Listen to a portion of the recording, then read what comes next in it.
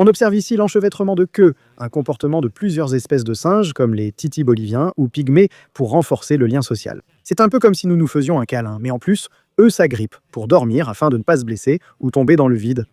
Et même s'ils sont monogames, ils n'entrelacent pas leur queue exclusivement avec leurs partenaires. Ils peuvent aussi le faire avec leurs petits et également avec des membres proches de leur groupe.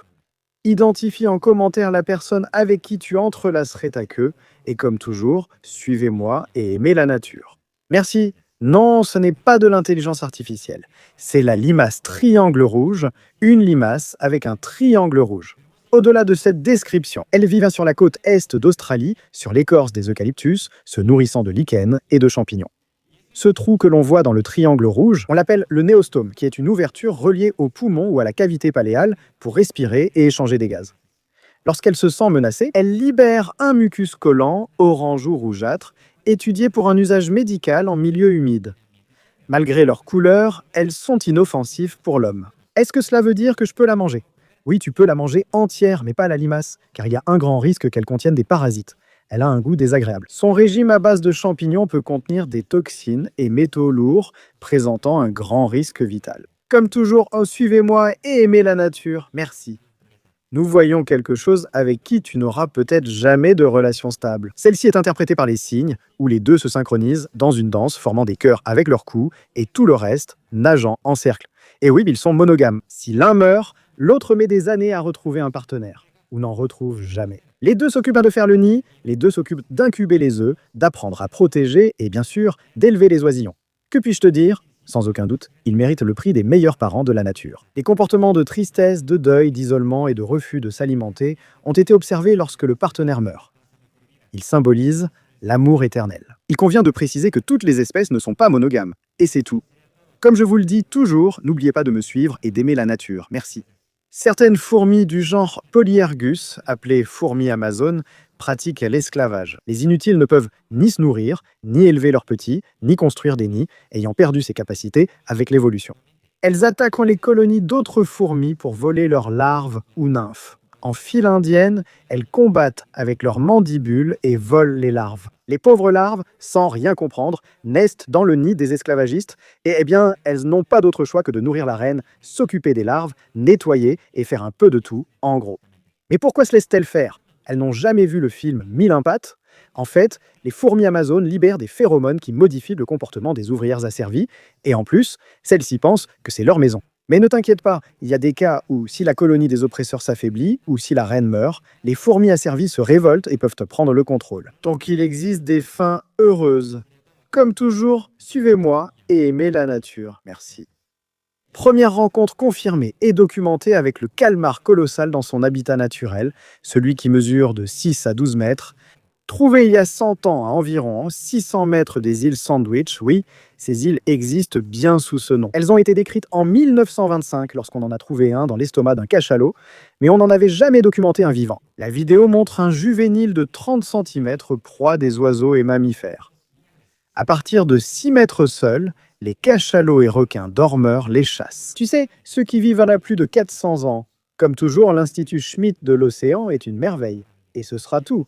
Comme je le dis souvent, suivez-moi et aimez la nature. Merci. Nous observons les excréments des vers de sable. Ces merveilles creusent un terrier en forme de U, utilisant leur partie avant pour filtrer l'eau, et de l'autre côté, elles excrètent les parties non digestibles, qui sont principalement du sable. En fonction de l'accumulation de sable et d'excréments, on peut même différencier les différentes espèces. Donc si tu vois une de ces traces après le retrait de la marée sous tes pieds, il s'agit probablement d'un ver de sable, qui d'ailleurs est totalement inoffensif. Et ce sera tout, comme je vous le dis toujours, n'oubliez pas de me suivre et d'aimer la nature, merci. Avant de dire que tu vas brûler la maison si tu en vois un, laisse-moi t'expliquer pourquoi tu ne devrais pas. Ces beautés sont d'incroyables régulateurs de nuisibles, comme les mouches, cafards, moustiques et autres insectes. Grâce à leur vitesse, ils peuvent se déplacer à 40 cm par seconde, ce qui équivaudrait pour nous à courir à plus de 60 km par heure. Et cela est grâce à leurs 15 paires de pattes qui sont énormes par rapport à leur corps, ce qui leur donne une foulée impressionnante. Certaines espèces peuvent courir en arrière ou vivre jusqu'à 7 ans. Ce ne sont pas des insectes, mais des myriapodes, c'est différent.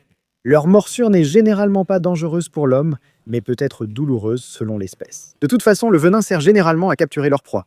Mais tu sais, la meilleure façon de ne pas se faire mordre par n'importe quel animal, c'est de lui laisser de l'espace et de le respecter. À cause de leurs yeux composés et d'un système nerveux sensible, les mille pattes à longues pattes fuient à la moindre ombre, cherchant un lieu sombre pour se mettre en sécurité. Donc même si tu ne les vois pas, ils sont peut-être chez toi en train de te protéger. Et c'est tout, comme je vous le dis toujours, n'oubliez pas de me suivre et d'aimer la nature. Merci. Je sais que ça peut sembler ainsi, mais ce n'est pas le cas. Les escargots sucent les murs ou les aquariums grâce à leur radula, une langue flexible couverte de petites dents. De rangées de dents faites de chitine durcie qui agissent comme une lime pour broyer leur nourriture ou leur proie, la radula se déplace d'avant en arrière et les dents se renouvellent au fur et à mesure qu'elles s'usent. On les trouve chez la plupart des mollusques, sauf ceux qui se nourrissent par filtration. Ils servent à manger des algues, déchirer la chair ou percer des coquilles. Certaines espèces sécrètent de l'acide, et certains mollusques ont des dents modifiées servant de harpons venimeux. Comme les cônes, c'est comme si on avait évolué pour avoir un lance-roquette sur le bras, c'est une vraie merveille. Dites-moi dans les commentaires si vous connaissiez déjà cette structure, et ce sera tout. Comme je vous le dis toujours, n'oubliez pas de me suivre et d'aimer la nature. Merci. Nous voyons la célèbre boule d'accouplement où plus de 10 mâles tritons tentent d'inséminer la femelle. Tout débute quand elle libère des phéromones annonçant sa disponibilité. Plusieurs mâles arrivent successivement menant à ce Royal Rumble. Cela peut durer de quelques heures à quelques jours. Celui qui insémine et transfère son spermatophore en premier gagne. Le spermatophore est en gros comme une capsule contenant du sperme. C'est dangereux, bien sûr que c'est dangereux, surtout pour la femelle. C'est épuisant, c'est stressant et cela peut entraîner la mort de la femelle. Mais bon, chaque animal a des stratégies différentes pour préserver l'espèce. Et ce serait tout. Comme je le dis toujours, suivez-moi et aimez la nature, merci. Mais que font-ils à ce pauvre Igan? Les pores fémoraux sont des structures situées sur la face interne des membres de certains reptiles, qui sécrètent une substance grasse contenant de nombreuses phéromones. Ils signalent leur disponibilité à s'accoupler.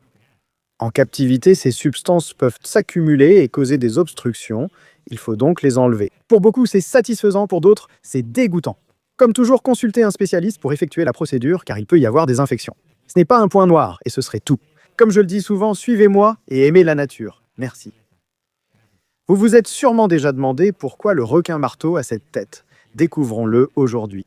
Cette grosse tête, appelée céphalophole, peut atteindre 1 mètre de large.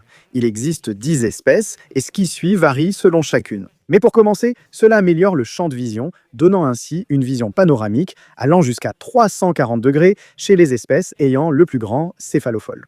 Elle agit comme une nageoire stabilisatrice, permettant des virages plus serrés et précis pendant la chasse. Et la capacité la plus intéressante, à mon avis, c'est qu'avoir une grosse tête leur permet d'avoir une plus grande répartition. De ce que l'on appelle les ampoules de Lorenzini, des organes sensoriels qui détectent les champs électriques produits par les proies. Cela inclut celles qui sont enterrées sous le sable, pouvant même détecter les battements de leur cœur. Dis-moi en commentaire si tu le savais déjà. Comme toujours, n'oubliez pas de me suivre et d'aimer la nature. Merci. Comment cet animal a-t-il survécu 450 millions d'années, malgré 5 extinctions massives, alors que les humains les font maintenant disparaître? Je te présente le crabe fer à cheval avec un exosquelette qui lui sert d'armure. Même Rimo a une petite queue appelée Telson, qui lui sert à se retourner s'il se retrouve sur le dos, et un sang de couleur bleue. Mais ce n'est pas seulement pour cela qu'il a survécu aussi longtemps. Il mange tout ce qui bouge ou a bougé, des vers, des mollusques et des charognes. Cela lui a permis de ne pas changer pendant des millions d'années, littéralement. Les humains ont fortement réduit leur population par la perte d'habitat, l'utilisation comme appât, le changement climatique perturbant la ponte et l'usage médical. 450 millions d'années détruites en quelques décennies. C'est tout. Suivez-moi et aimez la nature. Merci. Cette petite grenouille se tortille parce qu'elle a quelque chose d'incroyable en elle. Je te présente la grenouille de Darwin, appelée ainsi parce qu'elle a été découverte non pas par ce gâte-là, mais par celui-ci. Son nez distinctif l'aide à se camoufler en ressemblant à une feuille morte. C'est aussi un excellent père. En effet, après que la femelle a pondu les œufs, au lieu de les laisser dans un plan d'eau comme n'importe quelle autre grenouille, le père les place dans son sac vocal. Le sac qui se gonfle quand les grenouilles font du bruit, comme dans les dessins animés, permet au tétard d'y grandir avant d'être expulsé. C'est un processus assez long, d'un peu plus de 2 mois en moyenne, durant lequel les grenouilles utilisent leur sac vitellin comme réserve d'énergie pour survivre. Je découvre de plus en plus de papas dévoués dans la nature, et c'est tout pour aujourd'hui. Comme je vous le dis toujours, n'oubliez pas de me suivre et d'aimer la nature. Merci. Pour la fête des mères, découvrons quels animaux ont le plus d'enfants. Pour commencer en douceur, nous avons les oursins qui pondent d'1 à 2 millions d'œufs par saison, tranquille. On continue avec l'esturgeon, tu sais. Le poisson producteur de caviar peut peser plus de 1500 kg, pondre jusqu'à 3 millions d'œufs d'un coup et vivre plus de 100 ans. La reine termite Macrotherms bellicosus pond jusqu'à 30 000 œufs par jour et plus de 150 millions durant sa vie. Là où elle est, elle mesure 10 centimètres, alors que les ouvrières lui font quelques millimètres. Peut-être que le poisson-lune n'est pas très utile. Mais pour avoir des enfants à l'appel, il est expert, pouvant pondre jusqu'à 300 millions d'œufs par ponte. Sans doute, l'animal qui pond le plus d'enfants est la palourde géante, avec jusqu'à 500 millions d'œufs. Qui les a comptés un par un? Aucune idée. Au fait, bonne fête des mères, y compris à Mère Nature, et ce sera tout, comme je vous le dis toujours, n'oubliez pas de me suivre et d'aimer la nature, merci.